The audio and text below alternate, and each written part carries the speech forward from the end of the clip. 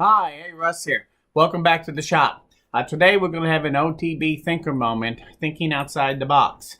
I'm gluing up this panel right here using my pipe clamps, and I had it up on a flat surface to put it together. I put two on the bottom side, and then I laid all my panels in and clamped them down after glue up and tightened it all down.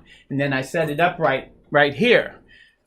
But the trick is, as you know, black pipe leaves a black stain on your board after a while. Well, the trick is, I don't worry about that when I first clamp this up and I get it all straight. When I'm happy with it and everything's tight and I set it here on its side, I give it about 15-20 minutes, and then what I do is one at a time, I loosen the clamp just a little bit and I pull my clamp back so there's a gap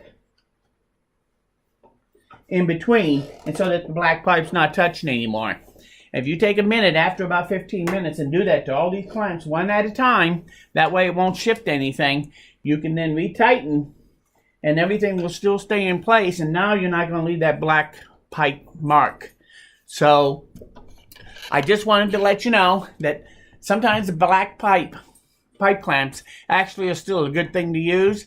And this is one way to get that from being black after you've done it and have to sand that out. So anyway, I hope you have a happy New Year day. I'm just out in my shop doing what I love to do, making this panel for a little chest that I'm building.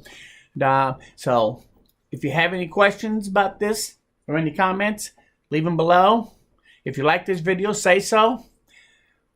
Most importantly, they'll come back again because we're nowhere near done. There's going to be a lot more before we're done. Thanks. We'll see you again soon.